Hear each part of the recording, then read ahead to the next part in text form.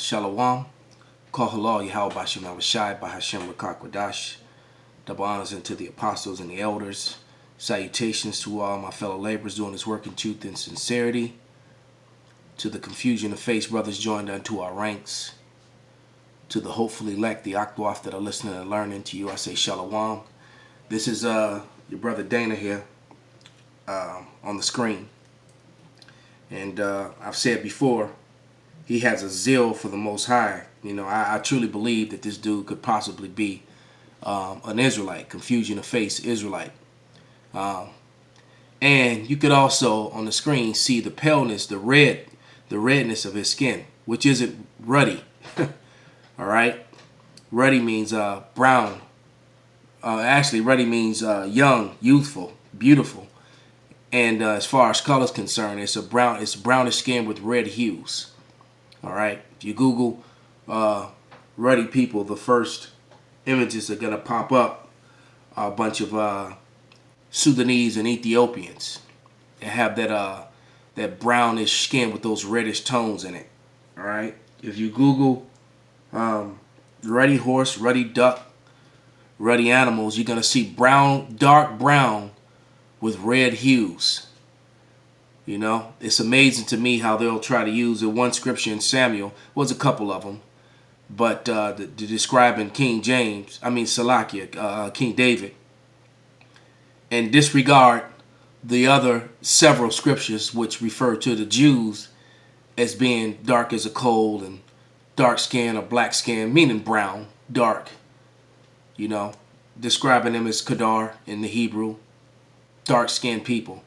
But that's not what this lesson is about. You know, I'm just looking at, you know, the rosiness of his face and his cheeks and his neck versus the white backdrop. You know, that he's not white. And if I turn the camera a little bit, you can see at the top of the screen it says in the you know, over there in the thumbnails it says Christianity is white male supremacy. And you know what? He tells the truth on a lot of matters. But in this video, he's talking about Haman, all right, or Aman. He called him Haman, but Aman. And without any further ado, you know what? First, let me grab a scripture, which is Psalms. It's a milk scripture, but it's always relevant. Right, this is Psalm 64:8, and it reads, "So they shall make their own tongue to fall upon themselves, and all that see them shall flee away. And all the men shall fear, and shall declare the work of power, but they shall wisely consider of his doing." So now people are actually considering the Hebrew Israelites, whether it be directly or indirectly. Okay? So without any further ado, let's let Brother Dana here have his say. The Most High brought me to Haman in the book of Esther. And so I'm going to break down a couple of things in the book here of Esther. This guy's been watching our videos, for Mordecai. That's for sure. And literally, these individuals do not know that they're prophesying. Well, I mean, at least this lady's prophesying. So anyways, the back of the story is that Haman told Xerxes what he thought the king should do to honor a certain man, which he knows he was talking about himself. And that was the problem. The problem was that Haman's pride and arrogance was so out of control that there's no way he could think that there is anybody else that could be equally or even greater than him honored. And I think about that with us white Americans. We cannot accept the fact that there may be a group of people. No, there is a group of people, but we don't have a clue that there is actually a group of people that is greater than us. And that is the chosen people of the Most High. But because of our... And that being the Negro, Latino, Native American, and the scattered confusion of face among the nations. some which looks like the man you're looking at on the screen. All right. Now, I'm not saying 100% that he is an Israelite, but I do believe that he is. And that has nothing to do with salvation or anything else. You know, this is just my personal opinion. And the reason I say it is because of his zeal for the scriptures and his zeal for the Lord. And how he's constantly pointing out the wickedness of the so-called white man. Those actions are not the spirit of an Edomite. All right. Now, could he be an agent? Yeah, it's possible. Could he be Esau? Yeah, it's possible. But I don't think that he is. But in the end, the Lord will reveal it. It won't matter what I think or what anyone else thinks. The Lord's going to reveal who the confusion to face. You know, those confusion to face Israelites out there. They will be the ones that are included in the number of salvation. Those of them of the elect. They will be drawn out of the seas, out of the people. Our pride and our arrogance, we can't see that. And if we do, we're afraid of that, and that's another reason why we keep you down like we do. So when the king said in Esther 6:10, hurry, take the robe and the horse, and as you suggest, and do so for Mordecai the Jew who sits within the king's gate. Leave nothing undone of all that you have spoken. So from that point, Haman was becoming responsible. He was becoming the warrior to live out his life dream, which was to kill the person he hated the most, which was Mordecai. Do you not see that unfortunately many of my white family members love to see you and dream seeing minorities and others that we see beneath them die, suffer? And it's true. That's what all the police callings are about. They're hoping that the police comes in and fucks you up, for lack of a better thing. This is why they call them. All right?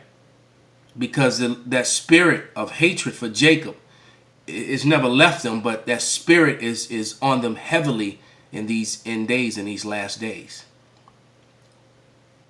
Right? You look at the images in the book Without Sanctuary, how they brought their whole families, their little children on their shoulders. Thousands of them would show up to a picnic where they would take a Negro and spin him on a spigot until he dehydrated, until his insides cooked. Listen to him groan and in pain and die slowly. How they would beat them and dismember their appendages off, their fingers, their ears, their penises, and hang them, and then burn and char their bodies. And there will be hundreds and thousands of them in some cases would come out to see this done. Well, and it didn't. And then in the book A Hidden History, there's an insert in it that says it'd be best if we got the wrong nigger. They would just grab up Jacob and go to hang them. And the reason being, I'm talking about hanging at the moment, is because that's what Haman was trying to do. He was trying to get Mordecai hung. But he ended up being hung. All right? That's in Esther, the 9th chapter. Let me read to verse 24 and 25. And it says, because Haman, the son of Amata, the Agagite, remember that word Agagite, all right? The enemy of all the Jews, all right? The real ones, the children of Judah, it should say, or the Israelites, had devised against Judah, I'm just going to say Judah, to destroy them, and had cast that is the lot to consume them and destroy them. So Judah made up the southern kingdom, which was Judah, Benjamin, and Levi. Okay? Just for you who may be new, who don't know that. So you say Jew, it's sometimes it's referring to the tribe of Judah singular, or it could be referring to Judah, Benjamin, and Levi, because these Edomites, these Romans, couldn't tell the difference between a Judite and a Levite or a Benjamite, so they just started calling them the Jews, Verse 25. But when Esther came before the king, he commanded by the letters that his wicked device, which is devised against the Jews, against Judah, should return upon his own head, and that he and his sons should be hanged in the gallows, and they were. Now, what Brother Dana doesn't talk about is that Haman is an Agagite, which are the sons of Amalek. Amalek is a son of Esau, Edom. All right? They are the Edomites. Because if you go to Esther, the rest of Esther, which is found in the Apocrypha, it clearly takes you back through lineage. This Agagite, as a matter of fact, let me just read some of it to prove the point.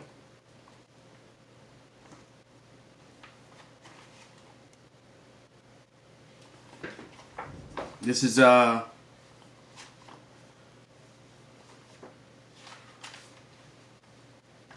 Salakia. Esther 16.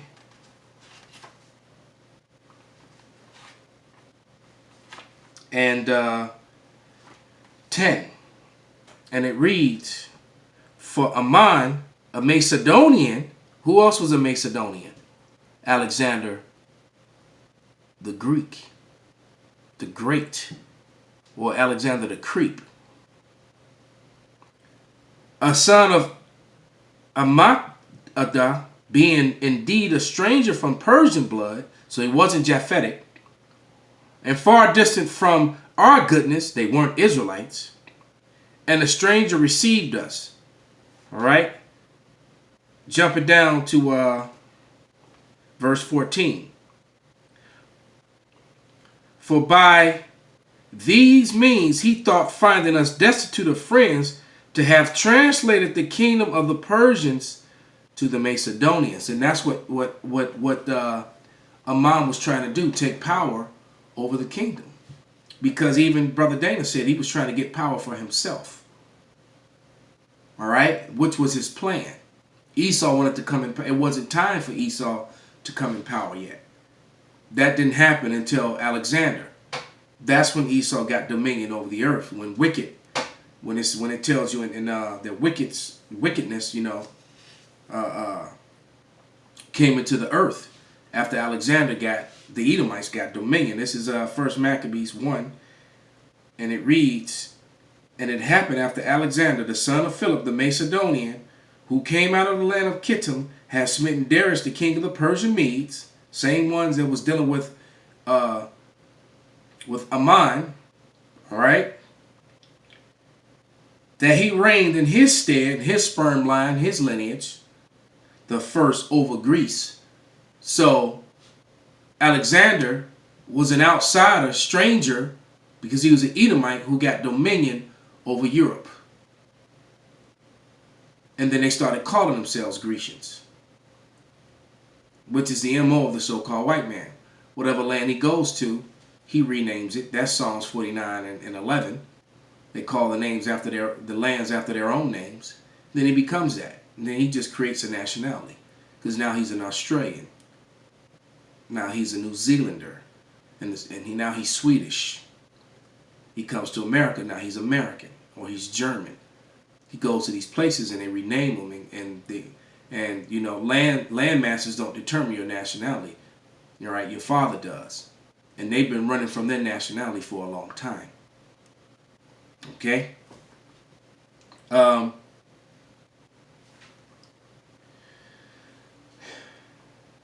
Next scripture.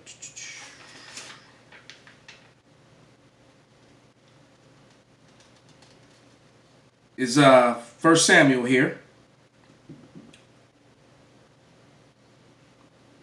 15 and 59. 15 and 5, because this is when, here we go, to prove that Agag was an Amalekite. This is a god. This is 1 Samuel 15 and 5, and it says, Saul came to the city of Amalek and laid wait in the valley, and Saul said unto the Kenites, Go, depart, get ye down from among the Amalekites. All right? Lest I destroy you with them. For ye showed kindness to all the children of Israel when they came out of Egypt. So the Kenites departed from among the Amalekites. The Kenites didn't want no trouble. They didn't want no parts of what Amalek was going to get. Okay? And he took Agag, the king of Amalek, alive. He disobeyed right there. That's in verse 8. All right? Let me just keep reading from verse 7. And Saul smote the Amalekites from Havilah until thou comest to Shur, that is over against Egypt. And he took Agag, the king of Amalekites, alive and utterly destroyed all the people. But when you get down to verse, he went off and he disobeyed the Lord. And he lost the kingship over Israel as a result of that. And in verse 33 through 35, the prophet Samuel hewed Agag in pieces with the sword. All right? And if you read the scriptures, and you go back to Genesis and started reading, you'll find that Amalek is a grandson through his, is a direct blood descendant through sperm, through lineage from father to father of Esau, Edom. So there's a severe punishment coming to the nation of Edom. Even in the Zondervan's Bible behind you. Matter of fact, let me get that and finish with that. It's behind me. Let me grab it real quick.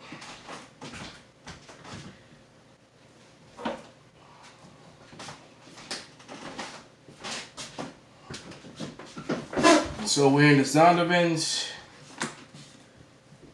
Compact Dictionary Bible. Okay, the Zondervan's. And we're going to go to Esau, Idumea.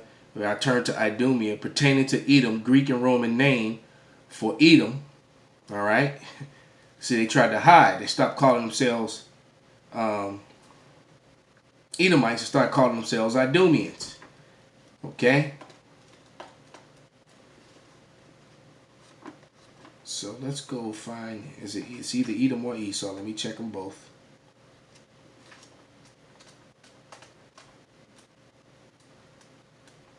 But it speaks, it's Edom on page 142.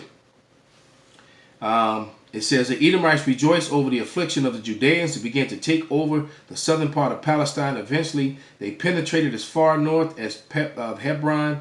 This action intensified the already smoldering hatred between the Jews, Israelites, and the Edomites. Hatred between the Jews and the Edomites. All right. Psalms 137:7, Ezekiel 25:14, 12 through 14, which has not happened yet. Amos 1:11, and Obadiah, the whole book of Obadiah, as this has been coined by the apostle. They're going to get Obadiah 8. You're going to get Obadiah 18th. All right. Edom figures prominently in the prophetic scriptures, to mean it hasn't happened yet, because Edom, they're the part of them being in power and falling from power. We're living that part. That's happening now. That they came into power, and now you can see the fall of Esau, Edom. That's why they're lashing out worldwide the way they are. Okay. Edom figures prominently in the prophetic scriptures as the scene of great future judgments. See notably Isaiah 34:5, 6, Isaiah 63:1. She is the only neighbor of the Israelites who was not given any promise of mercy from God. Hebrews 12:16 and 17. They can pray, they can cry, they can beg, but they cannot get any mercy. Call halal Yahweh Bashim Abishai Bahashem Rakak Wadash Wa Abba Babal.